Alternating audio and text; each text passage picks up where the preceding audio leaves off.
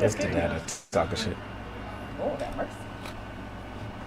I'm single, and I'm guessing you kind of had different outlooks on that. I don't know if anybody had a really staunch feeling about marriage. I did. Yeah? It's like you knew. I did. It's interesting because my parents are divorced and my husband's parents are divorced. So I was under the impression that I would always be with who I'd end up with forever, but not necessarily get married.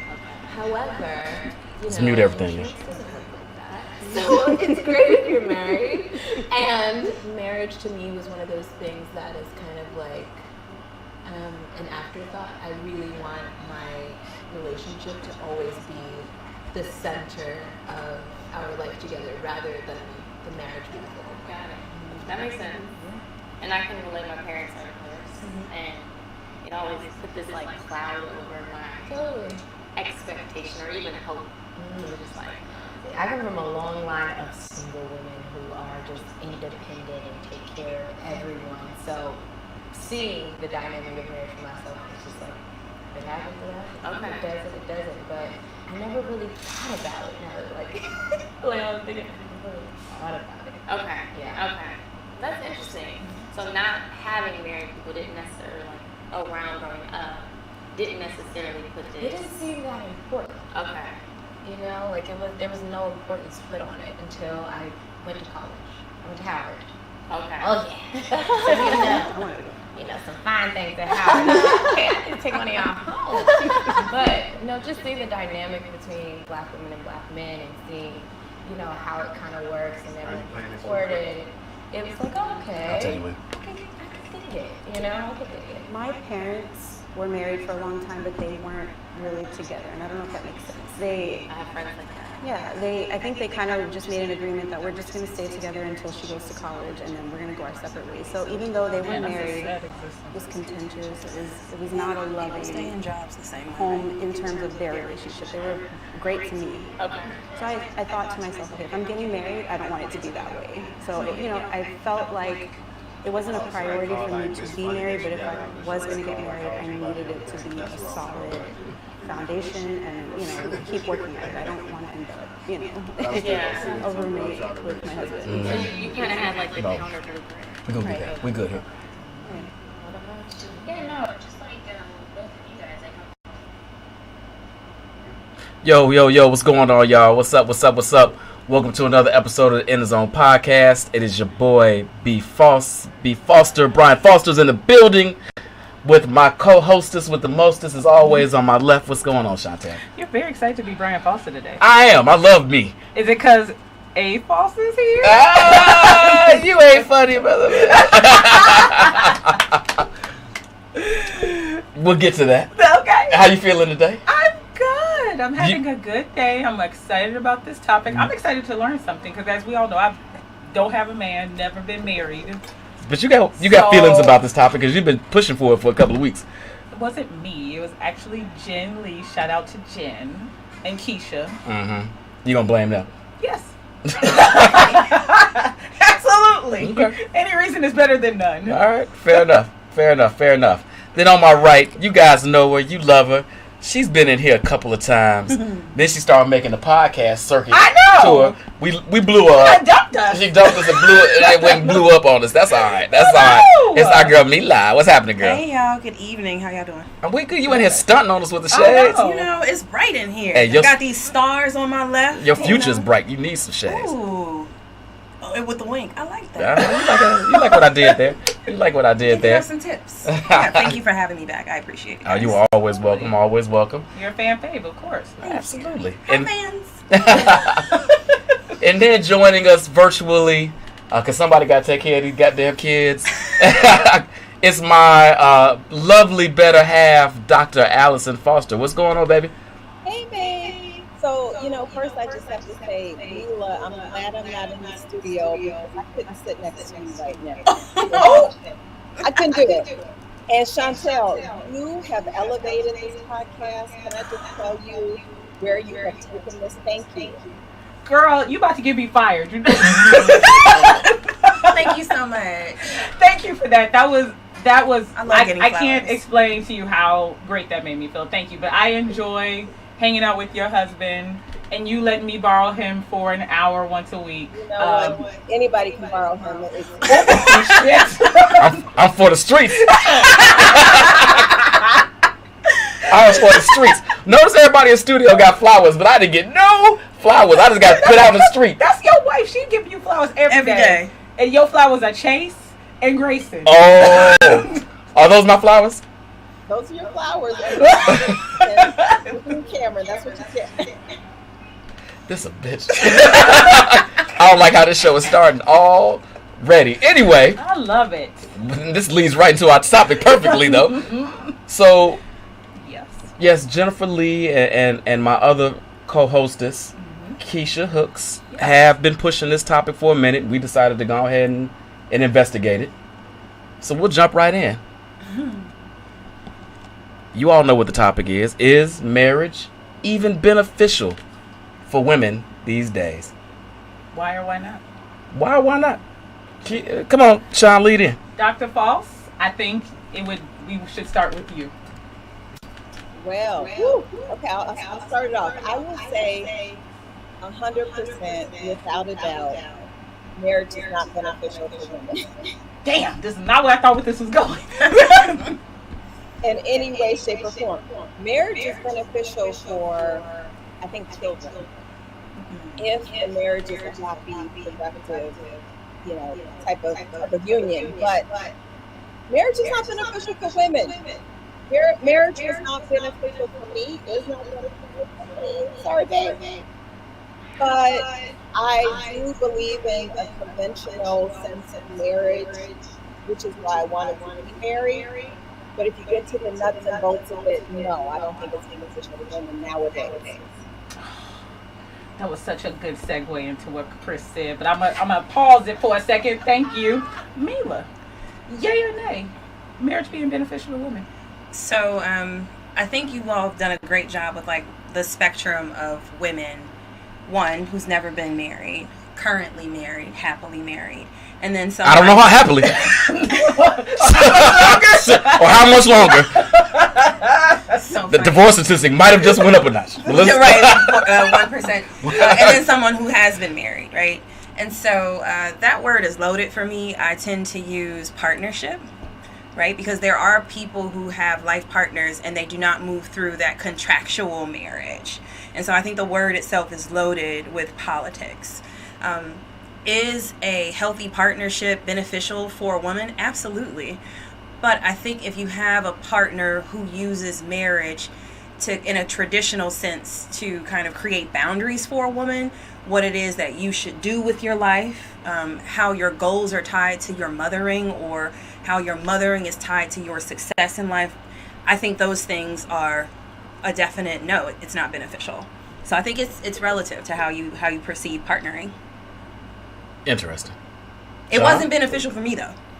Didn't find it beneficial for you at all? Oh hell no. Because it wasn't a partnership. No, Buddy was wild. Like he didn't want to be a husband. He wanted a wife. Allie, do you have because they're saying there's an echo. Oh, you got it? Never mind. This cat. Okay, got it. Gotcha. Got it. Is marriage beneficial? Why are you asking a single girl's marriage beneficial? Do you think it would be beneficial? Honestly, I don't even really know how to answer this question. From what I have heard from married women and statistics, the answer would be a hard no. But I think we are limited by what we believe marriage to be. Mm-hmm. We are I'm about to go in this white supremacist diatribe and patriarchal diatribe. I think that we keep trying to hold on to having confines of marriage based on patriarchy. Mm-hmm. And to me, that's why a lot of women are not satisfied, because their roles are limited in those type of marriages, right? And if you look at black marriages, sorry, black men, I'm about to throw y'all under the bus. Shocker. Women have a heavy load. They have to work, and they have to carry the standard matriarch position where it's cooking and it's cleaning and it's rearing the kids. And you have the heavy lift of also working and making money. And not just making a little money, making a lot of money. So I think between all of that, it would be damn near impossible to be happy in a marriage if that's the confines that you're in. I could see why that would be miserable and stressful and causing women to die early. It is. Yes, Jamal. So let me push back. Why we keep acting like patriarchy is bad? That's what? I'm not talking to Jamal today. Y'all don't. I'm about to say you send Jamal down that rabbit hole. You regret it. So I'm gonna lean into what Mila said a little bit, and what you said a little bit. I think it's 100% a falsehood that it's not beneficial for women at all. That's insane, and let me tell you why. Okay. Because a partnership takes a variety of shapes, forms, and sizes, right? Okay. And there's nobody on this earth that would rather walk this path we call life alone than with somebody that they vibe with. You might not always vibe. You might not always be on the same page. You might not always carrying the same load. But you always want to walk those steps with somebody as opposed to alone. Now, if we're saying marriage as an institution might have some issues and that you don't need that to walk that step with your partners, I guess we could have that argument and discussion. But legalities say insurance policies, you can go through other legal means to make that happen, but nothing's simpler than marriage. So we're talking about the contractual obligation of. Yeah, but having good health care is not, or an insurance policy does not satisfy anybody. That's only one part of it, though, right? Okay. So if you're unsatisfied in your relationship, that's not marriage in general. That's your marriage. Well, yes, we can only talk from our perspective. So but we're talking about marriage totality as a whole, not specific relationships. Yeah. So if your marriage has cracks, holes, is otherwise unfulfilling, that doesn't mean marriage isn't a great institution. This means your marriage is jacked up.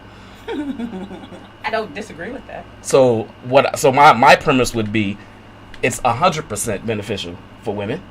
Is it more beneficial for men? I'll take that.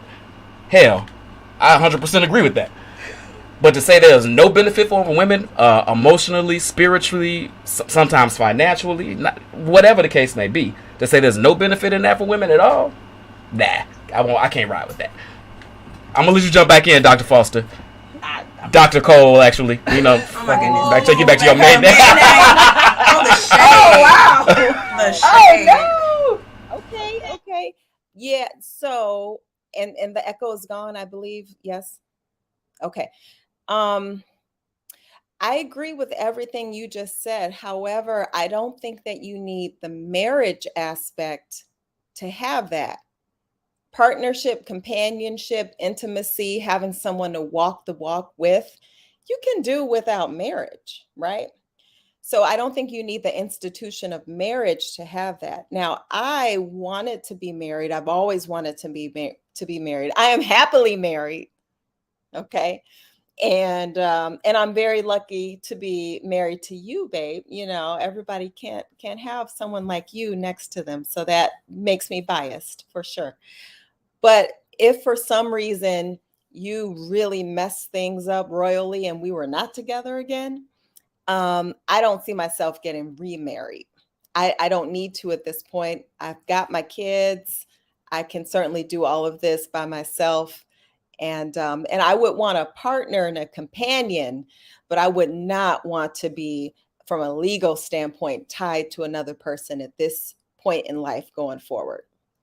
I agree.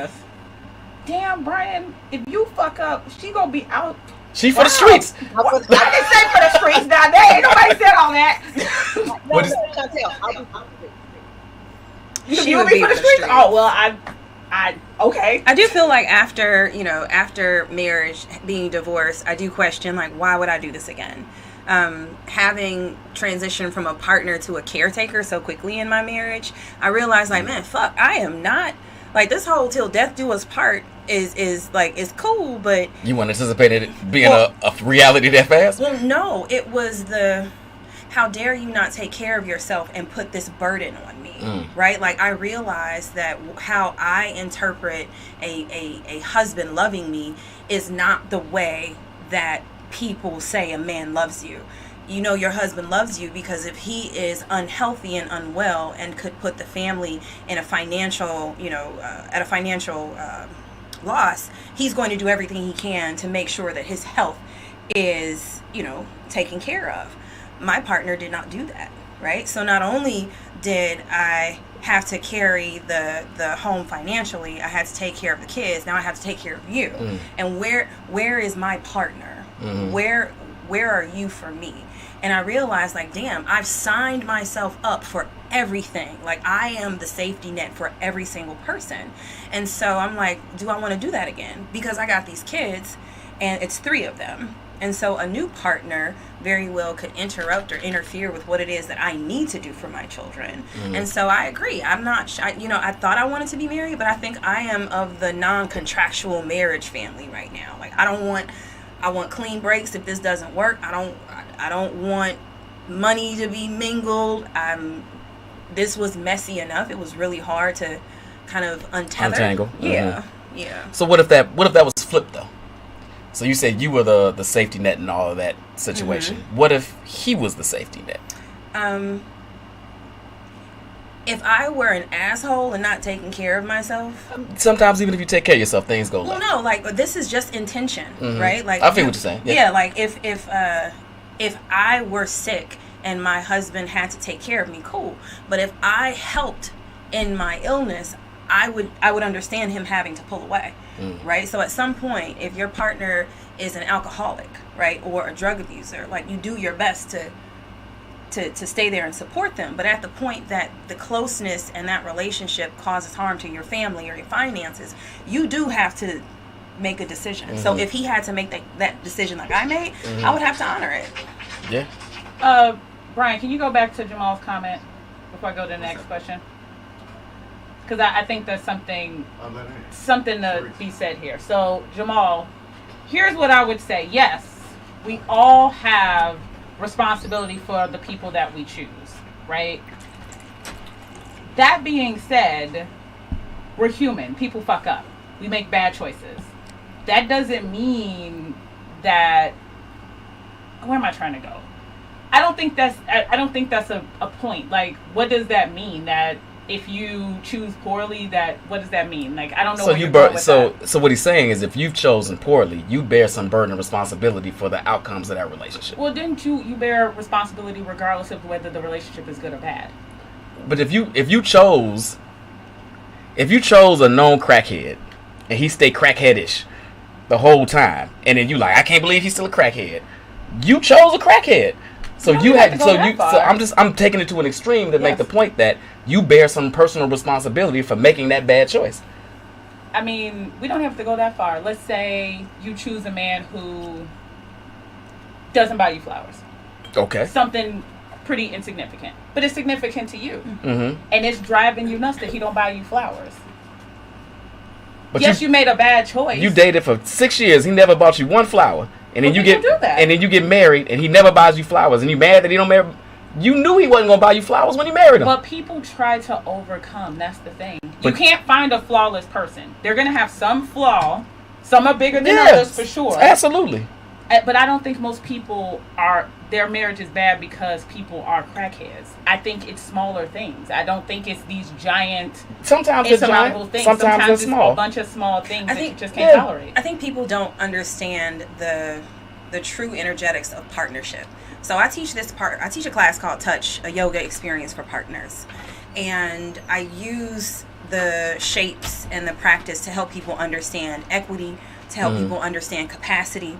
And so, for example, I had a couple, and it's the perception that she can't carry him, right? He was like, oh, she can't do this because I'm bigger than her. Too heavy, whatever. Right? And she's like, but I'm stable, I can hold you. In his head, he's already decided that she's too weak to carry him. So he embodies that. And so the way that he carries out his decision making for what he puts on her and what he doesn't put on her is based on his perspective of her. Gotcha. And so in that class, I've really learned that we color our relationships like as they're in front of us. Yeah. But the more I think about partnering, it is the opportunity to have backstage passes to see somebody's life we allow people access to us, right? It's not access to dictate and tell us what to do, but it is to watch us on our walk in life. And if our partner is open to it, we invite them to, reflect and tell us what it is that we're doing right or doing wrong. But it shouldn't be, choosing the person that you wish to share your life with. That doesn't mean that it won't be a rocky road. Like, people have patterns and habits. Like, we don't learn their patterns and habits until we get into a situation. You don't know how somebody handles grief until there's something that deeply, hurts them. Agreed. And it might not be the loss of their mother. It might be the loss of their dog, right? So you're like, oh, well, I didn't know that you had this in you. Well, people are dynamic, Like, I chose someone who I trusted as they communicated to me that they were willing to do the work. Right? Like, I started from the bottom. We didn't have shit. Like, we were both poor, both living with our parents, trying to figure it out. And I'm like, I got this guy who's adamant that, look, this is where we are, this is where we can go. And I got it in me. I got me as long as you got you. Well, as time went on, he kind of had some of it, and then he kind of didn't. And so I was very gracious and like, all right, we're learning. But then at some point, there was a pattern of not having it. And so I realized that I need to make a different choice now. Right? I chose to start a family with this person. I chose to trust him. But now that I'm stepping back, the things that I'm seeing are not making me comfortable. They're not making me safe. I have my own back. This is not what I want for myself. This isn't the type of husband that I need right now. When we ain't had no kids, you were this kind of man. When we had kids and a house and a dog and a business, now you're not showing up in the way, but we've never done this before. And we didn't know. He didn't know that was the type of man that he was. I think he shocked his damn self. Like, damn, I didn't know I was this kind of trash ass motherfucker. I thought I was better than this. And I think that's really the point, right? You don't know what you don't know until you know it. And somebody could be a good fit at 25 and then a terrible fit at 45. Facts. So, oh my God, before kids and after kids. Facts. There's a lot of shifting dynamics in a relationship after some years. Absolutely. All right. Now that we've trampled old Jamal's comment, sorry, Jamal. I'm sure you're gonna have some more clips to come back real soon. So Jamal, I still agree with you. So Chris the critic, right? I don't disagree with him. I know. I get what you're saying. I just think it's more complex than that. So Chris the critic, shout out to Chris. Make sure you watch his show. It comes on right before ours on Chris's page. Had a very interesting comment on our, let's say, back and forth from earlier today. Okay. That Put was it out so there. entertaining. We aims to please. Chris, she called you entertaining, like you a clown. You was here to amuse her. So I'm just kidding. That's a Goodfellas movie. Part of this comment was, I'd like to think a woman, and this was about marriage being advantageous to women. I'd like to think a woman would consider an advantage for their kids a benefit. I think what he's trying to say is, I would like to think a woman would consider an advantage for their kids, and I think that's what he's saying. So what he was saying was the benefit of being married for a woman is that their kids statistically the kids benefit from a woman being married than a woman being single. So a woman would okay, got it. Gotcha. So here becomes my question: is that enough? I know my feelings, but I want to ask the people who have either. Let's get AFOS back in here. Yes. Is that enough of an advantage? I think it's a significant advantage. That was my point earlier. I don't think nowadays in 2022 women benefit from marriage. I think the real benefit is for the family unit, for kids. I don't know the stats. I don't know what the literature says, but I think I've read something that kids in healthy households of married parents overall fare better in life. And I can see that being the case. And certainly from the woman's perspective, listen, these kids, it's useful to have two people. It's useful to have somebody that you can just bounce stuff off with. It's useful to have someone that you can walk through the life with the kids. These kids are crazy. And you need somebody to talk to, who's your partner that you're raising these kids with. I think there is a true benefit in that. And I think the kids see that too. Now, if you're in a marriage that is not healthy and, there's plenty of pathology, in it, that's not useful for the kids to see. But otherwise, I think there is a true benefit. I feel like it's helping children acknowledge there's conflict And watching parents deal with it in a healthy way is absolutely necessary. And I think that's one of the aspects of a healthy marriage or a healthy family. And I completely agree that it's, beneficial for the family, even the extended family. Like when I think about why it is, like I was raised by a single woman. I didn't know what a daddy was until I met him. And I was like, he is an ugly mommy. I had no clue. I thought there were girls, ugly mommy, Jesus boys, Christ. and mommies. And mommies. Right? And I was like, this mommy has a beard. Oh, she is horrendous. And I didn't understand the role of a man or of a father because my family had men. I had uncles. I had boy cousins. But it was never like a marriage. And the marriages that did exist in my family didn't look like anybody was happy, right? Like it was like these agreements that were made because someone got pregnant, or these negotiations that had happened because of financial reasons. And I never saw happiness there. But the family without the father, like we were happy. So when I think about my kids benefiting from two parents, it wasn't equitable. Like I remember him like, we could homeschool the kids and then come home, my kids are dirty, they stink, the kitchen is horrible. He did nothing, right? It was this idea that we were sharing, but we were never sharing. And so I think for people who are interested in marriage, it's always looking for having those conversations to see what type of lifestyle people want to live. How do you resolve conflict? What do you see for our future? How do you want to live the rest of your life? Do we want the same lifestyle? Because those things can be, if you're a super ambitious person and your partner is laid back, that could be the conflict moving forward. As you're thinking about, I want to plan for retirement. And you're like, I'm just taking it easy. Like, what the fuck? Like, we got these 3 kids. We got to plan for a future. And so it's having those conversations. But being raised by a single mother, I don't necessarily feel like I missed out on anything. I do feel like we don't talk about healthy relationships enough. And literally healthy familial relationships, not just romantic relationships, which is a very special type of partnership. Facts. That Black people don't really talk about. It's like you get married and that's it, but we don't really understand the dynamics of a healthy, romantic, intimate partnership, I think. And we often don't see it. I'm sorry, Allison. Yeah, I think I have a little bit of a unique perspective because I grew up in a situation where I grew up in a household where my parents were married for half of my raising, and then they were divorced for the second half until I went to college. So I sort of saw both sides of it with a very active father, pre and post divorce. But I do think that I benefited from seeing that union for those first 12 years or so of my life when my parents were together. And I think that really shaped my expectation for what my future life would look like and what I wanted in terms of just starting a family. And I'll say this too, which I think is probably not typical for most women when they're younger and they're looking for a mate, but certainly when I met Brian, and the fact that he had been married before was attractive to me. The fact that he had 2 young kids and he was a very active, engaged father. Those kids, they're everywhere. Brian was, he had car seats in his car when we're going on dates. I'm like, what is this? You have stickers on your console.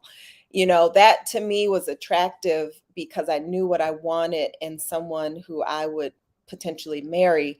And the fact that he sort of knew what that experience was like was something that I viewed as a benefit. So I think that was important in kind of my upbringing, seeing married and divorced, and then also sort of what shaped me when I was choosing my own partner in marriage in the future. So I'm going to take a small break to say what Brian just said. Allie Brian said you looking real cute on camera. Baby looking good. Baby shimmy. Y'all got this. Wait! Goddamn shame. Sorry. So funny. We only got 30 more minutes so you can run home to your wife. All right, cool. I'll be asleep by then, but it's okay. Oh. And never mind. on to the next question. I didn't answer. Oh, you didn't answer. I'm sorry. You're right. So, full disclosure, grew up with a single mom. My dad, for all intents and purposes, was a deadbeat, right? So I don't have, like, I didn't grow up in my childhood seeing my mom in relationship, any kind of partnership, and definitely not a marriage. So marriage for me, at least from a kid's perspective, while I understand kids benefit from it, I don't know, and I would caution anybody to make that the primary benefit, right? Mm-hmm. Because kids are malleable. I've learned that by having my own kid. Like, kids are malleable. Not saying that they should be in fucked up situations and things like that, but if it's not working, even if it's for the small things, even if it's because he don't buy you flowers and he don't take out the trash, if it doesn't work for you, it doesn't work. And for me, it's better for those kids to see you all working apart than staying together, because statistically it's better for them. So I struggle with that, right? I think, of course, there's an advantage to the kids. I just don't know, should that be the primary one? I struggle with that. So agreed. I don't think it should be the primary. But I want to touch on something you just said. Yeah. That's a little bit, it's on topic, but off what we were just talking about. So I think too often, you said it could be if he's not taking out the trash, flies. It could be a bunch of little things, right? Right. Or it could be something huge, or it could be something huge and but it could be a combination of all myriad of of things, though, right? But I think our generation, and probably our parents' generation before us, to be honest, bailed too fast. And this is coming from a divorce dude. Jump too quick out of it. Don't really know how to put in the time, work, and effort it takes to make a relationship really work. As soon as it gets a little uncomfortable, as soon as it gets a little more, not all the time, but a lot of times, I've seen quite a few situations. I'm like, that's why y'all breaking up? That's why you leaving? Like, I think you could work past that if you really wanted to. But we weren't modeled a lot of that in our relationships, right? With our parents. My parents, I never saw them together as a couple. You didn't. You really didn't. You said so. Allison had 12 years of it, and then saw it disintegrate. But I think folks are too. This whole conversation is a touch disturbing, to be frank. Mm-hmm. Because I get everybody's points, but it's like marriage, even as a legal institution, but beyond that, has so many advantages for both folks if you nurture and care and water and grow that relationship. Mm-hmm. And know that sometimes the petals it's gonna be one little dead ass leaf hanging on by a thread, but it can rebloom, it can reblossom if you put in the work. But if you just kind of cut it short and focus on the shit that ain't working, of course it's not gonna work. But I think that I agree, and it comes back to, how do you learn how to work through a relationship, right? And so many of us got into marriage from church, right? Like the institution of marriage, and that doesn't necessarily benefit, because the way that those words can be interpreted, and they can be misconstrued and very manipulative and controlling for a woman. Thank you for that segue, as a matter of fact, because that was one of our questions. Maybe this is an outdated, antiquated institution? Well, I wanted to make a point about, in our lives, I feel like as Black people, we often feel stuck, right? I was thinking about this topic, and it's kind of touchy for me also, because I was a wife. I never thought I would be unmarried, and now I'm out here in these streets. I'm 41 years old. I have this family, and I'm doing this on my own, right? And this is not something I ever would have wanted. I'm autonomous. I am independent, but I wish to share my life and my resources with a partner. And it seems like that's not. I don't know if that's actually going to happen for me. But we stay in shit jobs and we suffer through it. Mm-hmm. We stay in shitty apartments and we struggle through it, right? It almost feels like in every other aspect of our lives, we feel like we have to stay in an unhealthy relationship with something. My mama is at a church. I'm like, why are you still here?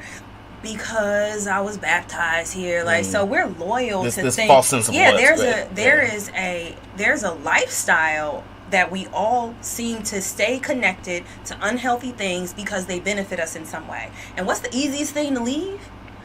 Your partner. Right? So that's the one thing you have control over, is your physical self, where you can take yourself out of. That job, not so much, because you done bought that Hummer and now you have now to you stay. tied to it. Now Right. you tied to it because the lifestyle that you want is also attached to it. And so I feel like we have, you know, romantic partnerships, not a lot of role models to help us understand what relationships are. What is a healthy? First of all, are you a healthy individual? Like, I hate the idea, like, oh, a partnership makes you whole. Get the fuck out of here. That's ridiculous. I agree. Like, you are your own soul in your own body on your own walk in this life. When your time is up, your partner ain't got nothing to do with it, right?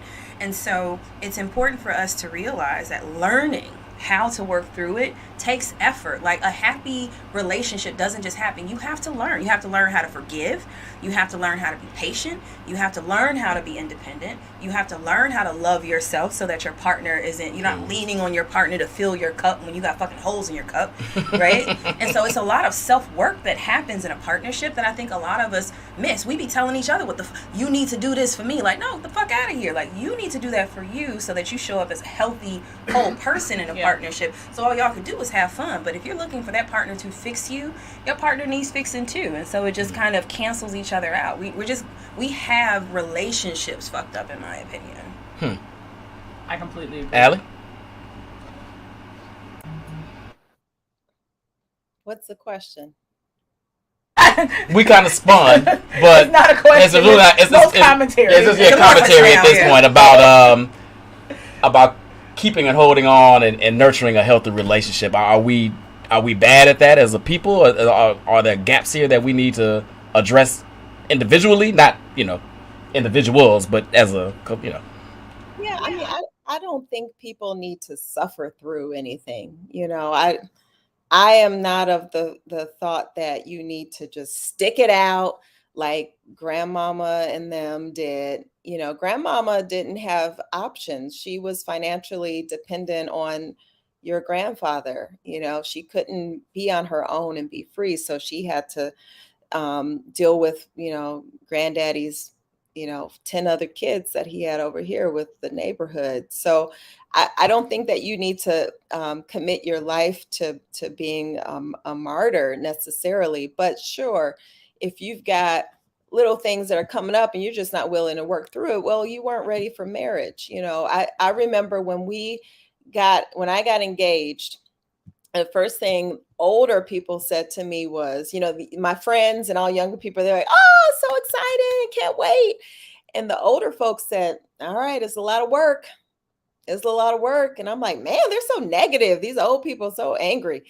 And it's true. You ask me that right now, I'll say the same thing. It's a lot of work. It's a deliberate choice every day to be in this union. And it's a really unnatural situation if you think about it. Like, let's just take all the facade off. It is unnatural to be with just one person for this long period of time, and you all do everything together. You sleep in the same bed, you use the same bathroom, you got to talk to this person after work, you got to see them in the morning. Like, that's not a natural situation in any stretch of the imagination. Even your best friend, you don't see all the time,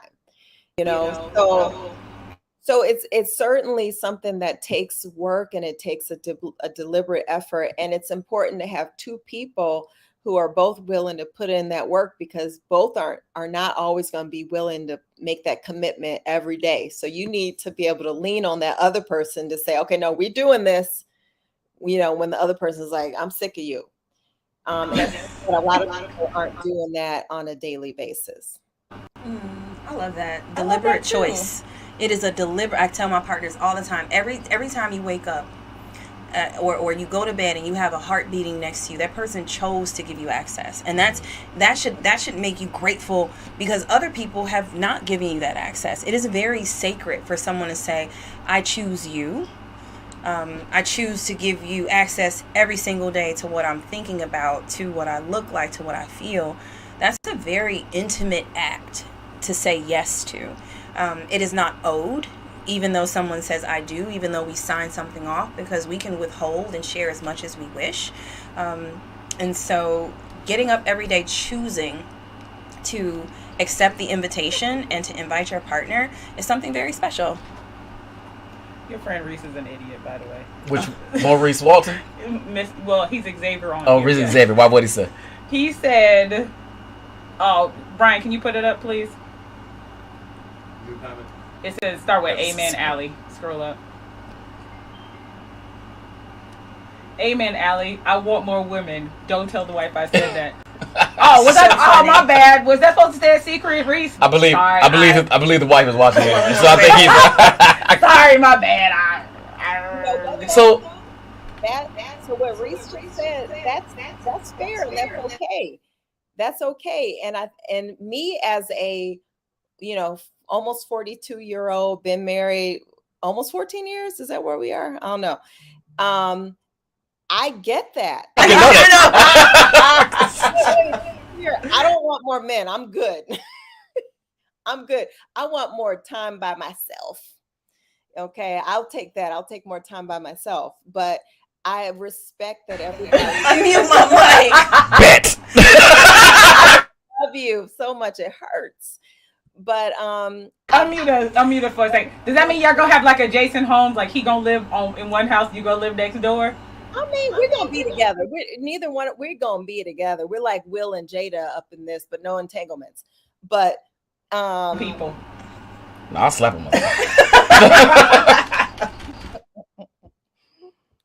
A friend, him and his wife own a 2-flat, and they each have their own apartment. I am with that. I'm with separate rooms. I'm with, I think it is okay to have your space and to create the marriage or partnership that works for you, I agree.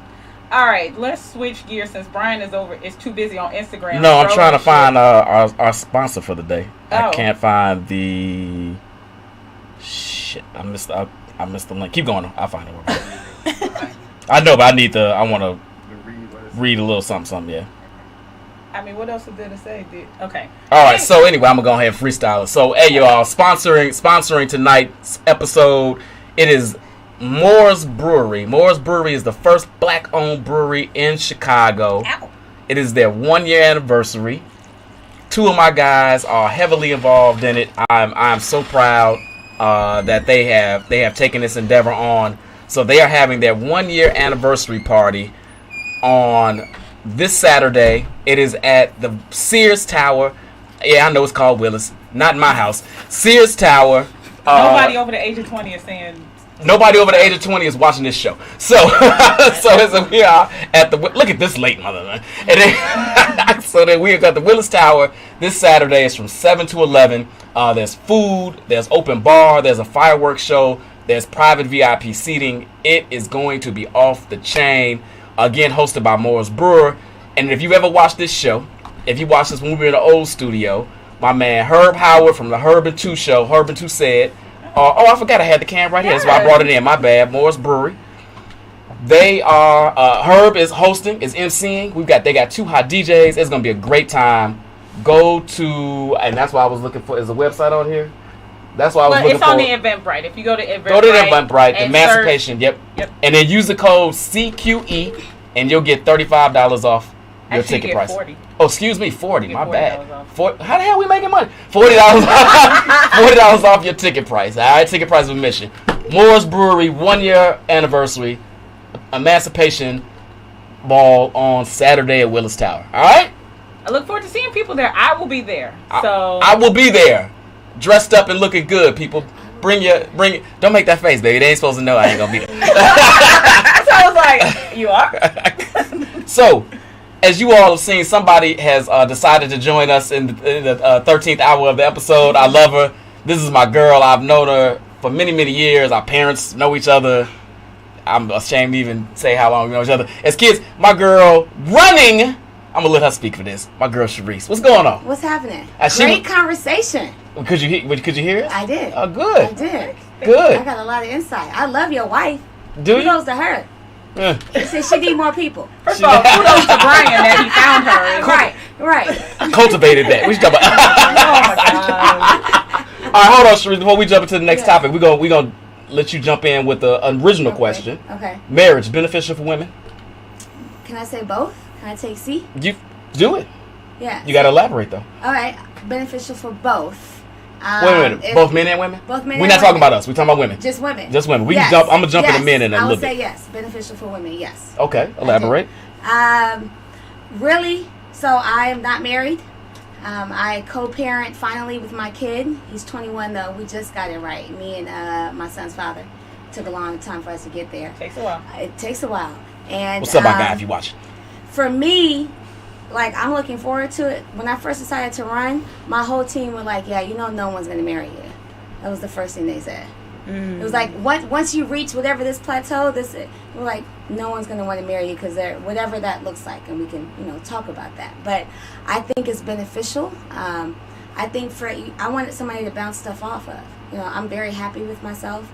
I'm happy with my life. I'm grateful I got the kid stuff out early, honestly, because I was able to be an adult as an adult. But I think for women, it's good to have another partner. Whether that partner is a man or a woman, I ain't got, Yeah. Love is love. Because we were talking about that before the show. Yeah. We haven't gotten there yet. Yeah. But no, I think marriage works. I think someone said about living by yourself or being by yourself. I think it's not unnatural, but we are creatures of partners, right? God made us in twos. I think we're meant to have somebody with us. Okay. Yeah.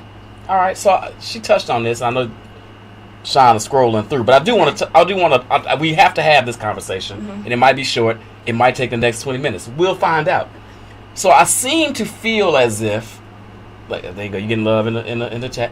I seem to feel as if the ladies, except for Charise, who just brought a little balance to the panel, feel as if it's not beneficial for women, but it is beneficial for us. Yes.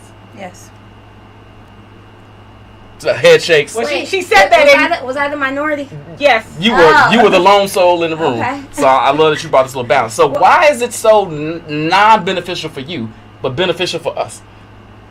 You live longer. Because you don't let us have any fun. You said men live longer? Yes. Married men live longer than single men. Yes. But that's because you kill all our joy. But you get them extra 5 years. Who wants some extra 5 years if I can't smoke a cigar and have a little cognac? Obviously you, because you are married. I didn't. Yeah. Okay. All right. To be clear, Brian has all the fun. All right, so that's not an issue for you. Does what? You still have plenty of fun, enough for both of us. I'm not talking about me specifically. Don't be. I'm talking about men in general. No, you're right, Allie. You do have all the fun. Because I have a wonderful wife that appreciates and loves There you go. my free spirit and love of people. So that's right. I got a phone call from my husband, and he said, Husband is always hilarious to me. It's not emotionally charged. He said, thank you for raising my children. And I wanted to throw the fucking phone. I was like, wow. I felt like the help, right? So this was supposed to be a joint effort. And my mom told me years ago, he picked the right one. And so when you asked me to be on the show, you was like, what do you think? I said, marriage for a woman is either a setup, a come up, or a glow up. Right? A setup is a man knows that he's choosing a woman that's always going to be able to hold down everything. If I quit my job or I lose it, she's going to be able to handle things financially. I know my children will be cultured, and she's going to do everything she can to make sure they're not the type of kids that we like finger wag. The come up is the woman who's looking for a guy to just take care of her and add no value to his life. She is cherry picking to make sure I get the lifestyle, but I am not trying to give you anything. You got that. I just want you to make me look some kind of way. And then the glow up is when you have an opportunity to work with a partner who understands, like, we have a shared vision and we're going to help each other get to where we wish to go collectively. And I'm not going to get in the way of what you wish to do for yourself, separate of motherhood, separate of being my wife. And I think a lot of us don't understand where we fall. And so I feel like my marriage was the setup, right? He found the right type of woman who would, my kids are never gonna, we're always gonna, so I'll get 5 jobs. Whereas if he chose another kind of woman and he knew what woman not to have kids with, that might not be his reality. So he's able to be raggedy. He's able to have the fun that puts him first, and I get to take care of the family. He gets to throw his hands up and say, all right, like this dude, I saw this dude, he put on a backpack. I was cooking dinner. My man ran out the house. Like when I say ran, literally, like running. Sprint it. He ran away from home, and I remember like running because you gotta hold the titties down when you run, right? So I'm running down the street in my historic Pullman, and I like stop running. Like, why am I chasing this dude? Why am I chasing my husband to be like you asked me to be here? But now I realize like you just wanted to check the boxes, right? You're told have a wife, get a house, have children. He checked the boxes. So once he got that out the way, he didn't know how to be a husband. He just knew how to check the boxes. Was he like that when y'all were dating?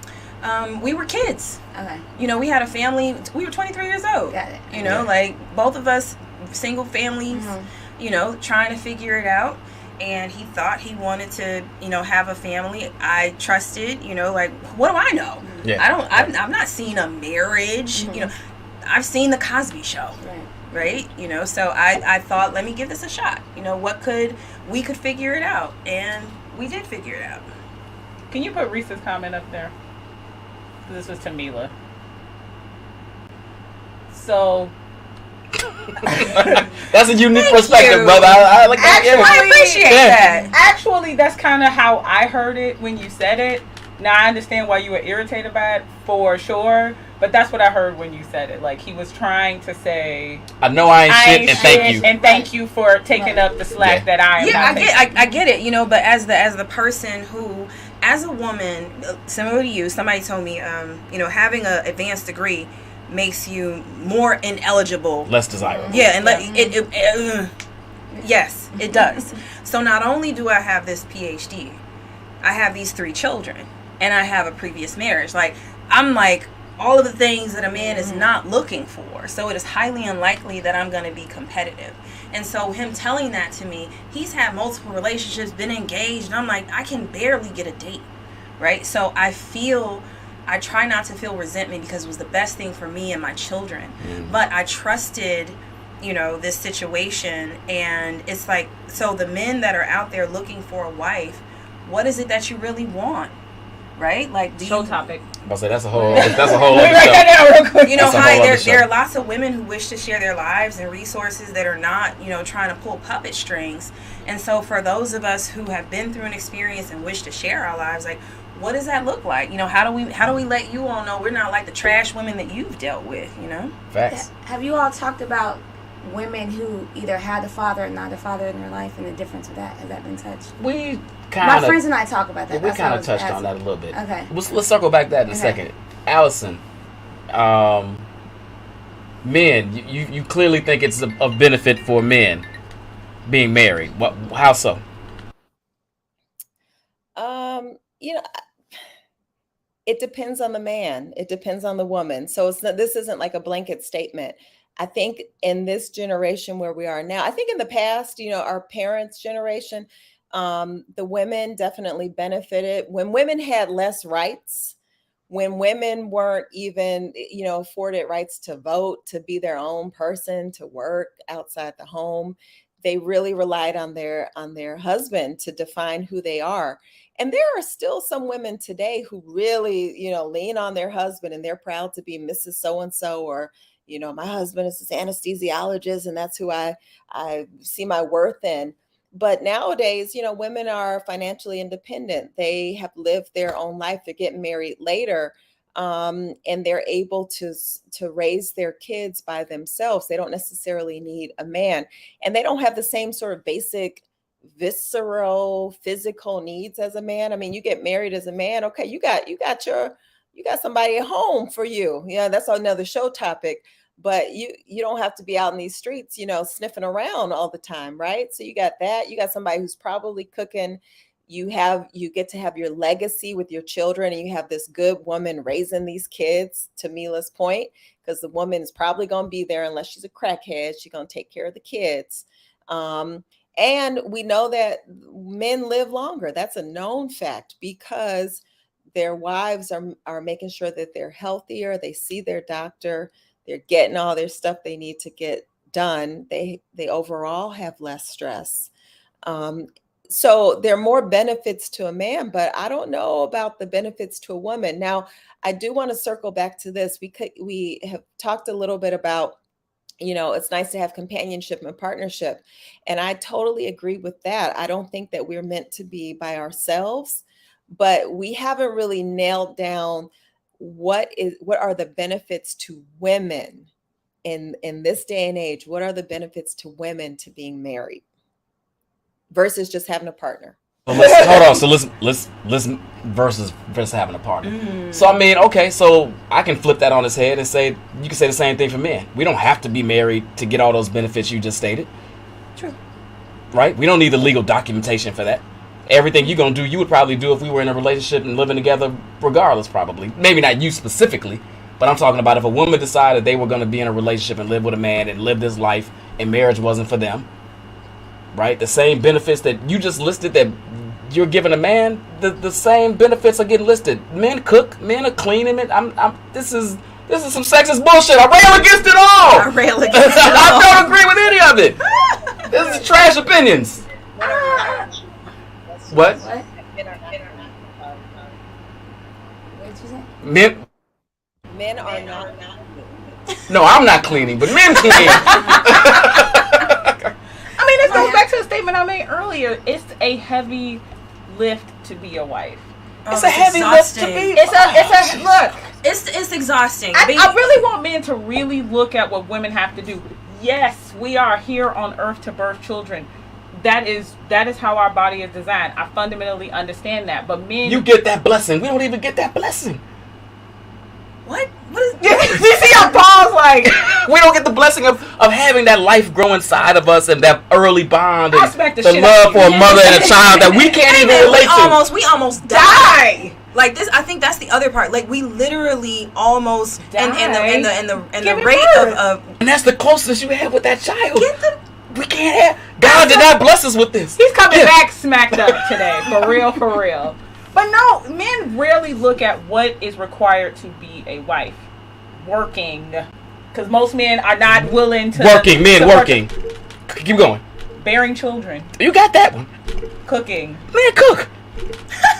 Hold on, you were dating a whole chef. Don't give me... He's a chef. So I'm saying, cooking. Most men are not chefs. Most men you cook. can cook, but now you're talking about like going to the grocery store with 3 kids, having to get groceries for 5 people, get it in the car, commute, take care of diapers while you do that, get back home, make sure dinner is done, clean up everybody. No, like this is what I'm saying. So as having been a mother and a wife, it was exhausting. Right, and it was the idea that this was what I am supposed to be doing, and so there are husbands that see the equity in a very inequitable way. If I've been at home, so I have if you make enough money where I don't have to be employed, okay.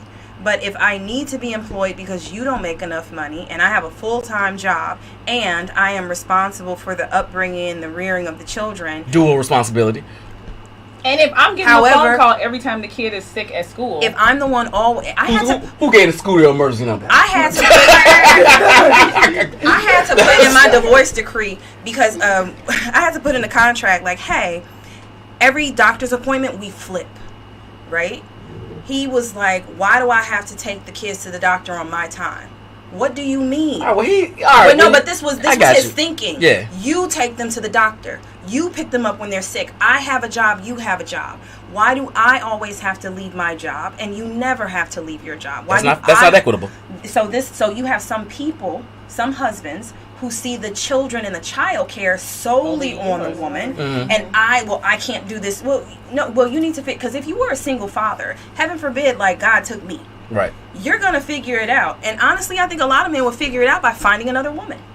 Facts. They would not stay single. They would find another woman. Facts. They wouldn't be a single father. Yeah, you got me on that one. So my brother is a single father, right? His daughter he raised because the mother was not fit. And he did all of that. He cooked, he was the doctors, he drove around, and he didn't ask for me for help because I had my own kid. And my mom was like, gee, like, that's you made the decision. Right? And he did all of that. He cooks, cleans, he's the sole parent. Me, not me, 100% single mom, right? All of that. But even that being said, when we talk about relationships, I have family where cousins, and it's an equitable marriage. Where, you know Chad and Michelle. I use Chad and Michelle. Yeah, Chatty and Michelle. Chatty Roll. Right. They're my people. That's a very equitable marriage. What I've seen, Michelle may say different. I don't know. But from what I see outside... She probably would, but she just be starchy. But she just be starchy. Did you say starchy? Starch shit. Yeah. But I feel like they have a good balance, and it took them to get there. They have 3 kids together. You know, I've seen maybe examples. I've never been married. I've seen examples of healthy marriage.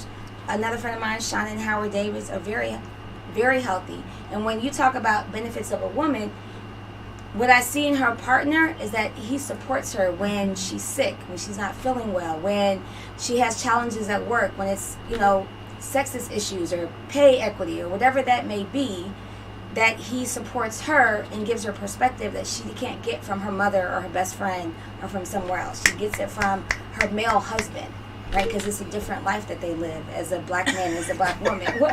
No, I'm just, me and my wife are doing this odd thing. We can go ahead. Like, what the hell is happening? What's going on? She know what's happening right now.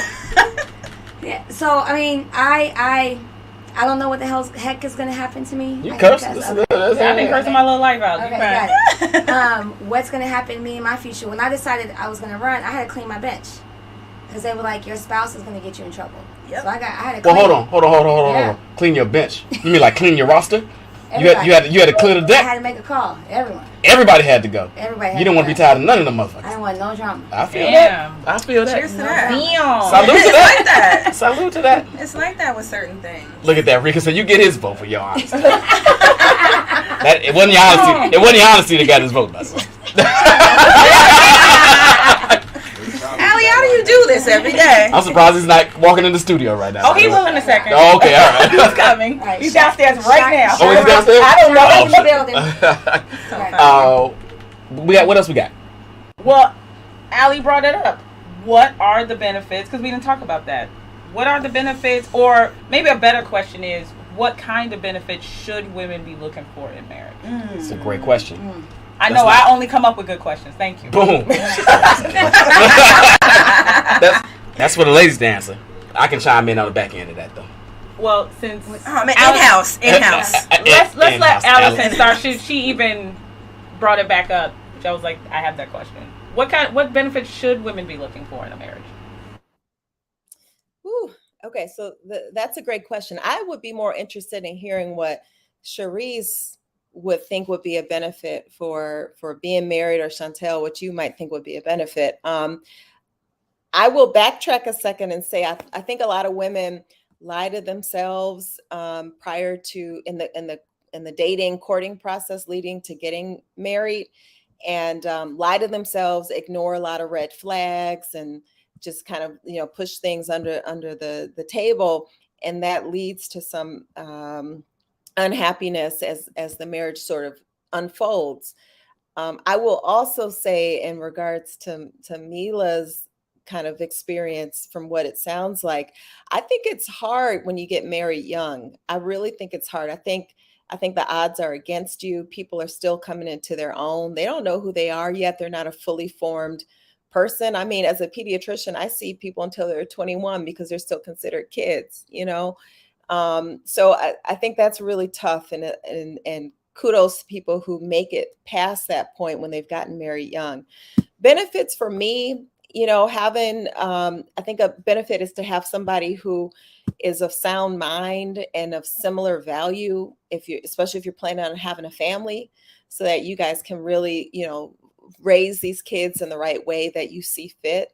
I think having a benefit would be having just somebody to have fun with. I mean, obviously, I have fun in my marriage. Brian's crazy. We're very different, but we're very alike. We're different and allow each other to be their own person. I'm not trying to be out there in the front, starlight, star bright. That's not for me. But that Brian likes that, and that's fine. He can be him. And I like to do my own kind of weird stuff, and he supports that. So I think it's important having somebody that allows you to be you and develop yourself, and is not insecure about that or defensive about it. So just someone to have fun with and grow with is really important, and is a real benefit that helps to shape you as a person as you get older. I think the other benefit is just really having that companionship piece. That is important. And as opposed to having just a partner that could walk away at any moment. When you're married, it takes a little effort to get away from this person. So you do have to think twice. you know, that's the benefit of that. I think you're kind of stuck together, and that really changes things and helps you to sort of grow together. So that's it. I do want to say, Michelle, I don't like the spotlight. The spotlight finds me, baby. But I do like it too. I do like it. Goddamn this. Mine would be peace.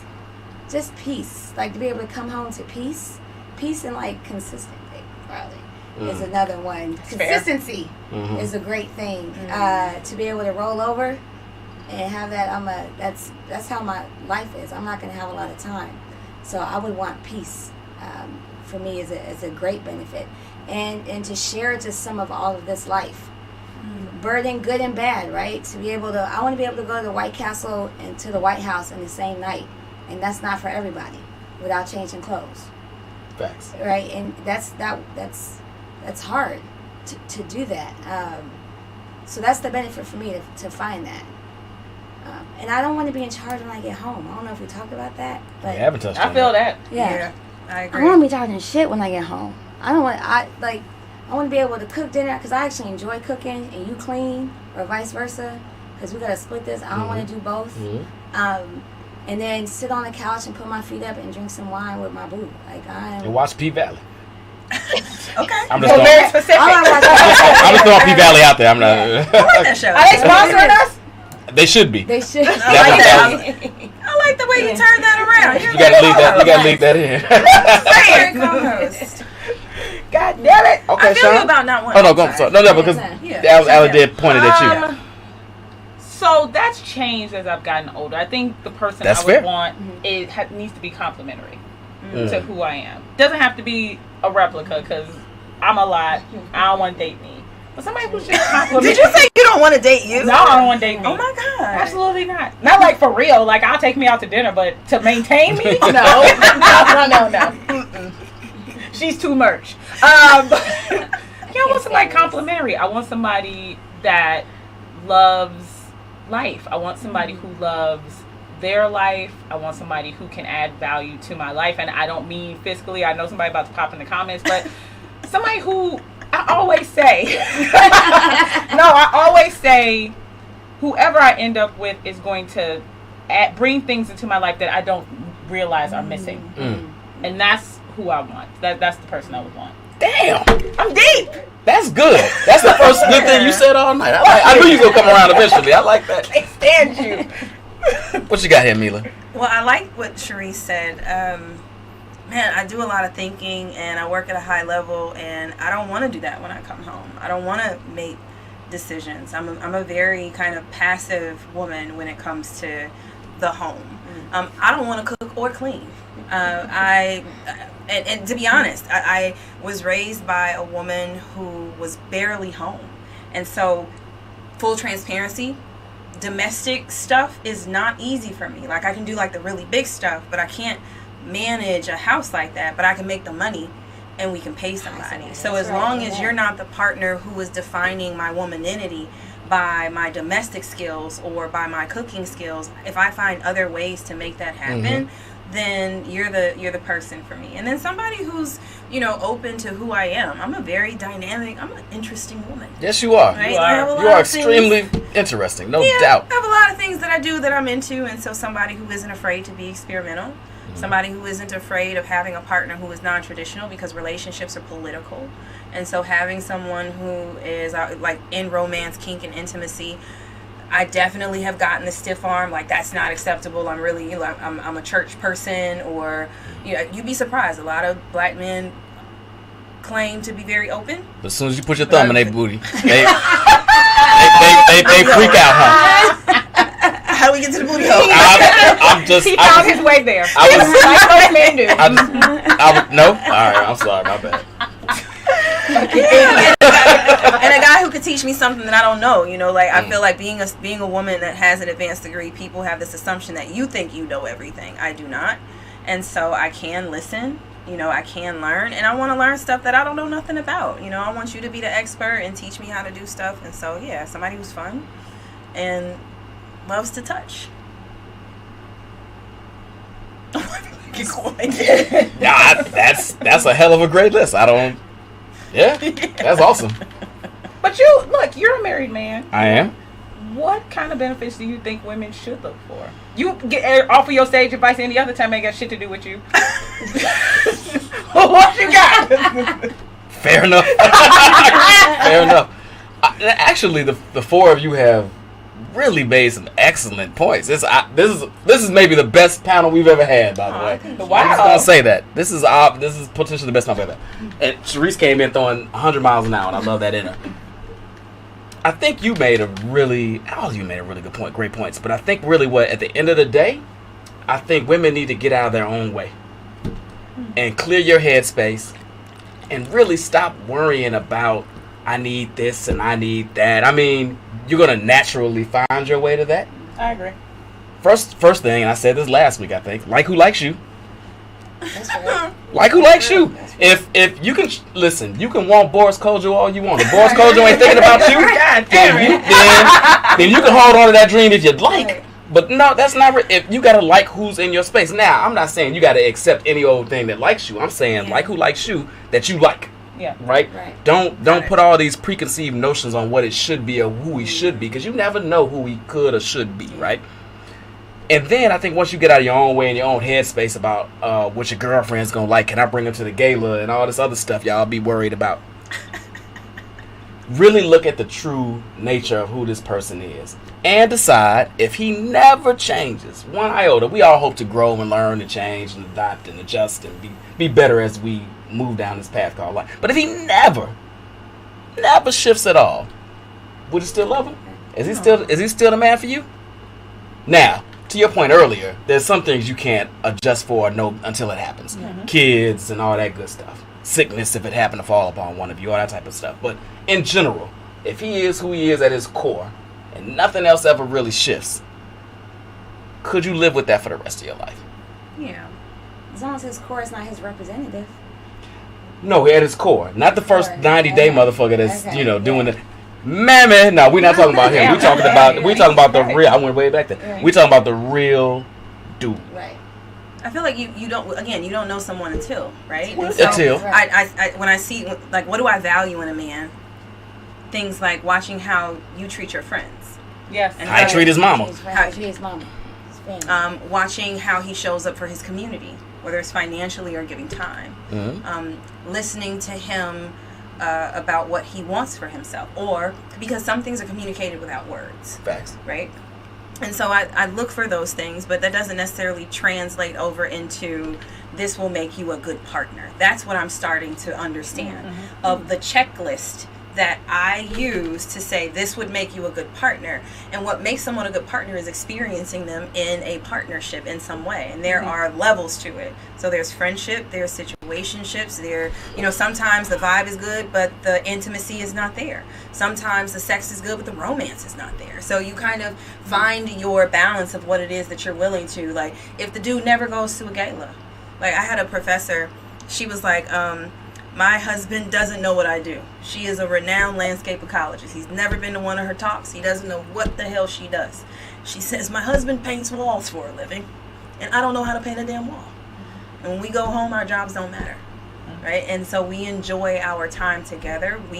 I have my hobbies, he has his, and then we have the things that we enjoy together. And so that taught me, wow, I've really been indoctrinated to have expectations of what a romantic partner should be. Like, I made a post like, I need a yoga partner, a spades partner, a stepping partner, and it doesn't have to be the person that I want to sleep with every night, right? But how I was taught was that the person that you marry should be your all and everything, and that's not true. And so letting that, you can let it go mentally, but you still kind of practice it while you're dating and are in relationships. Like, you got to be all of these things for me, and that's not true. I like it. We are running up on time. Actually, we are at time. But I want to give everybody a minute, because Allison was making some faces during that conversation. I don't know if she wants to chime in. But I do want to give everybody final thoughts. And then I do want Mila and Charise to have a minute or two each to discuss a couple of things. So final thoughts, round robin. Allie F., final thoughts here? Yeah, this was great. Thank you for having me on. I just want to say these other three women on this panel are just dynamic. I'm making faces and nodding my head because I really am feeling everything everybody's saying and it's resonating. And I don't know why you guys, if you want to be married, why are you not married right now? People need to jump in these DMs real quick. Because these are quality, solid women up here. But I'm mused real quick, B. But, hey, babe, we gonna hang out. You gonna hang out after the show? We gonna have a drink. We can talk about that. We gonna keep you on screen for that conversation. Go ahead. Yeah. But I'll say this. I think one thing that we said that I really resonate with, which Charise said it. It is the quiet moments that matter most. I got the echo going. I hear it. Thanks. It's the quiet moments that matter. And I think she said, somebody go to the White House with and White Castle. That's a bar right there. That's what you want. That's what I wanted. I wanted someone who, I felt as though I could do my own stuff. I didn't, I'd be fine. I could take care of myself. I could do whatever. But I just wanted someone to live life with.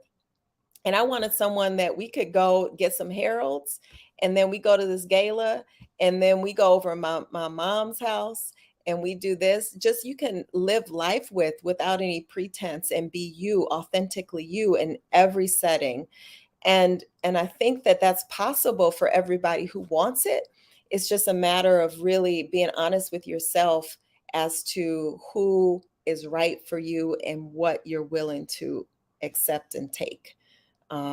So in conclusion, is marriage beneficial? I might change my answer a little bit, and maybe I'll say at the end now, yes, I think it is beneficial to women if you're with the right person and you're willing to do the work. She don't change her fucking opinion much, so we have. Listen, cut everybody's. We're done here. Charise, I know you were a little late in here, but I do want your final thoughts around this.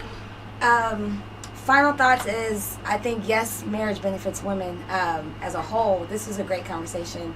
I really liked some of the things what I was listening to just on the way here. Long story short, I've been team marriage. I've never been married. I was engaged and broke off the engagement because I didn't feel right in my soul. I used to always say I only want to get married once, and I still believe that. I'm like to the death. It's like a game, one way in, one way out. And when I wasn't ready, I didn't do it. So I haven't got married just because it wasn't my time for different reasons. And when it's my time, it'll happen, but I'm in no rush. Right? I have a great dad. Like if something happens, he comes and fixes my tire. And I got a son who can pick me up. And I have two really good brothers. So from that standpoint of a male circle, I feel pretty confident in that space. But I do. I've been team marriage, and I've seen really good marriages, and I've seen really fucked up marriages at the same time. But I still believe in the institution, in the business contract. It's still a business. I still believe in that piece of it. So that's my final thoughts. Love it. Yeah. Mila?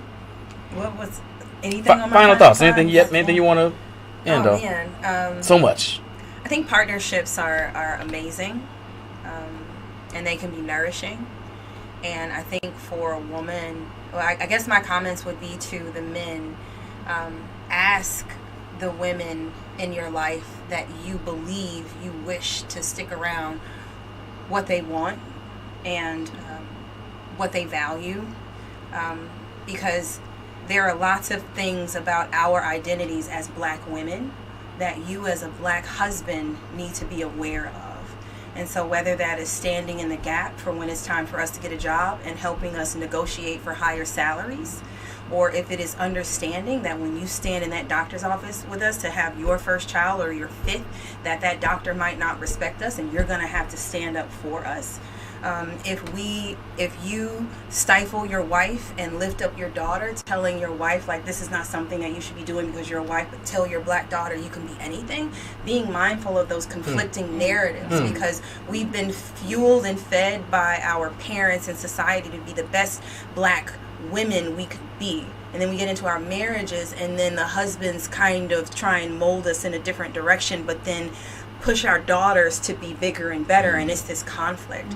And so I think we all need to be aware of our identities and relationships and how they're just politicized, because it can be really confusing as a black woman to be told to be bigger and better and to show up for your, you know, for your community and to be this type of woman in a marriage, and then turn around, you got to be a little version of yourself because of egos or masculinity, and then your daughters, they could be whatever whatever they wish to be, you know, like that. It's unfortunate. And so build up your women, you know, talk to us, encourage us, learn what we want and what we need, because what you think might not actually be true. And practice safe sex. I will always say that. Oh, that was the last point came out of we nowhere. Went to an after school special on that. Oh, you know, I'm always drop that. Practice safe sex. I like it. Sean? How the hell am I supposed to follow what Mila just said? You don't have to. You can say what she said. I don't know what I'm supposed to say after that. You can say whatever she said. Look, I think any relationship can be not beneficial and beneficial. Child, dog, cat, whatever. So yeah, of course marriage can be beneficial. But and Alia said it and we have said it, it requires the right relationship with the right person. And it can absolutely be beneficial. So I don't have anything to add to that. I feel like Mila set a bar. I got nothing. Thank you. Man, I know all of you all dropped some knowledge. I'll end, and then I want, again, Charise and Mila to have a couple of minutes each to talk about some things they have going on, which are ultra important and fantastic, by the way. Support both. Work. It's all work. And Allison said something earlier that I wholeheartedly and fully, it's not work when it's work you shouldn't put in, right? Like there's a point where you're like, this is drudgery, this is bullshit, they suck, she sucks, we suck, like this is not what it is, right? And once you really reach that point, you'll know, and it's time to separate. But it can't be it can't be the littlest of things that drives you away or pushes you away or a couple of little things, right? These things can be adjusted, or really, to be honest, they're not that important because there'll always be little things with anybody else you get with. So you have to decide what's ultra important, and I mean it ultra important, as a breaking point for your relationship. It's beneficial. I will say marriage is beneficial on both ends. It's obviously, and any man out here that says otherwise, you're a liar, and I'll call you that one to your face. It's obviously more beneficial for us in a gang of ways, because most marriages, when it comes to child rearing, house cleaning, cooking, laundry, all these other little things, it's not equitable. We might do our share. It's probably not our fair share most of the time. You do your 10%. We do our little piece, right? And so I will readily admit that. Now, I'm not saying that's obvious. That's a broad stroke, and there may be somewhere he does 60%. Sure. Jamal, I'm sure you still out there watching, saying you carry your whole load. I'm not even gonna lie about that. Or your wife just snatched you off this chain already. I don't know. But I think at the end of the day, the key message is it works, and it's equitable, and it's advantageous for everybody if everybody's willing to do the work that matters. Yeah. And work can be fun, right? Like date your spouse. Right. Date your spouse. Right. Absolutely. Take advantage of your spouse every now and again. There's nothing wrong with that. Is that for somebody specific? I was mad general. Okay. That was mad general. That was mad general. Okay. Got it. Keep our private company. No, I'm sorry. That's right. But yep, and I love build each other up. Yeah. But men specifically, we got to do a better job about taking care of our black women in relationships and out of. So let's end the conversation on that piece there. Charise. Yes. Tell us a little bit about what you got going on. Yeah, I'm running for Congress. Woo! Yes. First Congressional District. Election is June 28th. Punch 47, like 47th Street, 47, 47, 47. Tell your friends, 13 days away. It's a historical race. Bobby Rush is retired. This will be the first, when I win, the first black woman, first woman to ever hold the seat in the state, the history of the state. It's always been held by a man. And so I'm excited about this. We are doing well. My campaign's doing well. If I see another long sign, I tell you what. Everywhere. Am I? Okay. Shout out to my team. My team is great. But I it's was a good thing. I was in Champaign and saw long sign. Like why she campaigning? What the hell is happening? They may know somebody who knows somebody. They gonna call and say, "Can you help her?" Right. They know somebody. Yes. But no, this is good. I'm the youngest woman running. It's 17 people. If you don't know who they are, don't worry about them. It doesn't matter. That's right. I love that. Right. But it's good. We cover Will County. I have 3 counties: Cook, Will, and Kankakee. And this race is going to be really won in the Southland. So if you know people in Robbins, Dixmoor, Markham, Harvey, South Holland, Will County, Orland, Kankakee, that whole area. The Heights. I have Heights. I have Calumet Heights. I have a little bit of East Hazel Crest. I mean, this is where a lot of the race is going to be, is really getting people out to vote. No one knows that we have an election this summer. Illinois has never had a summer election. So it's a lot of education that we're trying to do to get people out. And, we're in this space. I get these questions all the time, about just the traditional campaigning of mailers. I'm in the boats. Hey, cousin. And when I go to the polling places, 1, I'm the only candidate showing up. But 2, they said they have like 30, 40 mailers. Right? And everybody looks the same. So you just have to kind of touch every way and every aspect. And this is really going to be word of mouth. On getting people out there. Whoever wins, when I win, it'll probably be less than 12%. And so we're just looking forward to it. And I'll just say this lastly, is why this is so important, is because we'll finally have somebody in Congress who's about us and who actually cares about us. I don't have all the baggage of the politician. Those who know me know I'm a ground girl. I'm community. I did great work at ICJ. I've done great work at the State Treasurer's Office. I did great work with the Chicago Federation of Labor. I give money out to people who look like us. We've changed the game on how we give out funding and resources. And I want to be able to do that for everyone. Small businesses, mortgage. I don't care about saying black. People don't like to say the word black anymore. You got to be able to say black everywhere you go. And I've always done that. And I want to be able to do that for all of us. This is why I'm doing it. And go spread the word. This is for us to go to DC. Finally have someone who's about the people, for the people. That's what's up. Well, then. That's what's up. Yeah. And if B Sleep was here, he'd be clapping it B up right Sleep now. B Sleep would be clapping it up right now. That's my guy. That's R.I.P. B Sleep. R.I.P. Yeah. Mila? Yeah. Thank you for giving me a little opportunity. Absolutely. So on July 2nd, my girlfriend and I are hosting an event called Full Fest. You might be seeing it around with some graphics. I don't know if you know, but Chicago has a private black-owned park in Fuller Park. It's called Eden Place Nature Center. It was an illegal fly dumping zone. The kids in the neighborhood had the highest levels of lead. Fuller Park Community Development inherited that property and turned it into a nature center. And so it literally is a private black-owned park. It is 3.5 acres, and we're throwing a big-ass party. A portion of the proceeds goes to capital improvement as well as visibility, climate change, gas prices, food inequity, all of those conversations that don't happen in our community start at Eden Place. And so we have an all-lady DJ lineup. Tickets are available now. You can find us on Instagram at Full Fest Shy. You can find us on Facebook at Full Fest. In the Zone is one of our media sponsors, Urban 2. Shout out to the Corner Combo. This is really, really, really grassroots. Yeah, we know Chosen Few is the same day, but so is the weekend of Southside Pride.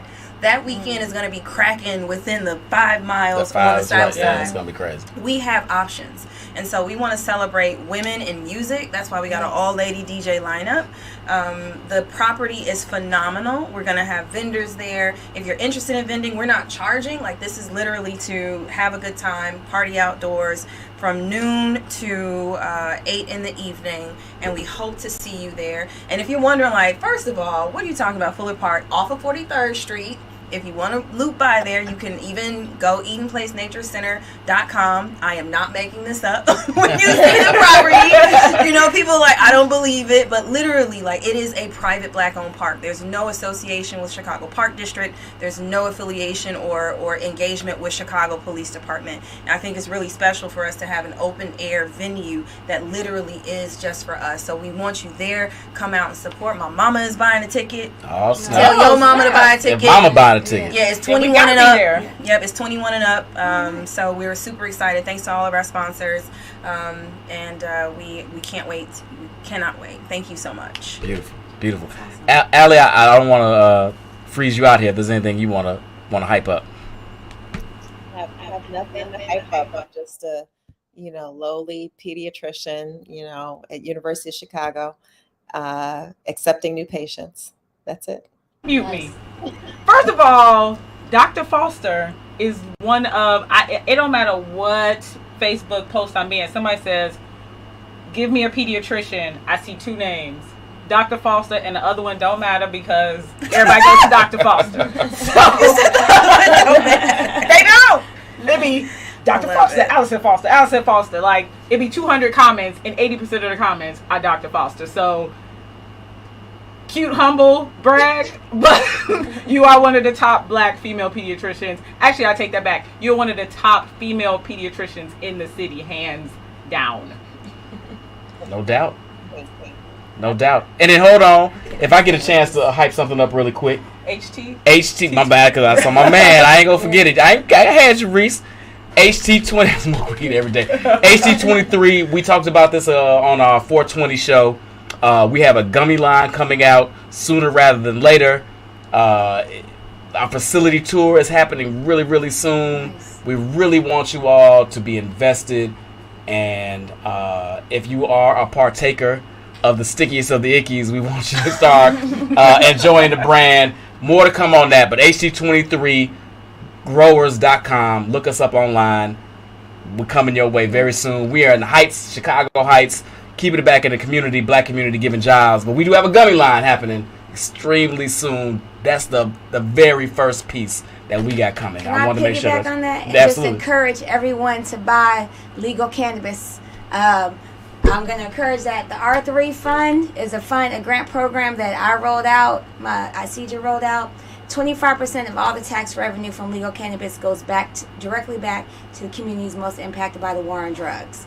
So 25% of all that revenue, when you complain about the taxes, just understand that it's going back to the community. Back to the community. That's the point. Right. Yes. And Emancipation Ball, Saturday, Sears Tower. I don't say that Willis shit. Sears Tower. CQE code gets you $40 off. Find Emancipation Ball on Eventbrite. It's Moore's Brewery, a first black-owned brewery in Chicago. Is celebrating their 1-year anniversary, and we are having a party to celebrate their success. We love you, Sherrod, Jay, y'all are my boys. Back to the U of I days. You know what's up. Love you guys. All right, we are over than a motherfucker. I know. Brian is like, I know. I'm gonna give Bill an extra $5 for this one. That's all right. We out. Next week, here's what I want to do next week. What you want to do next week? A lot of people that I know and love have decided they wanted to pledge or cross a fraternity or sorority in their 40s. I want to have that conversation next week. We're here to shame them? No shame. Well, somebody might shame them. Why? Why did you wait so long? What's the advantage of joining at this late stage? How do people that were big Greeks since they was undergrad 19 feel about this? I want to have this conversation. I know about 50 people in the past 2 weeks that have crossed somebody's Greek organization. It's absolutely crazy. Over 40, and I want to have a conversation about it. That is absolutely. Right, let's go. You ready for that? I'm absolutely. So Chris Solomon. Sharisa, I'm calling motherfucker. You know what I want to talk about? Malik Shabazz. I'm gonna have all y'all on. We're gonna have a conversation. No shade from me, but I'm definitely gonna have somebody on here that's no shade you. Just know it's happening. Snap! I was not even thinking about my calls. You all have a great night. Enjoy this warm weather, Chicago. We love you. Great conversation. Peace, love. Bye, guys. Bye.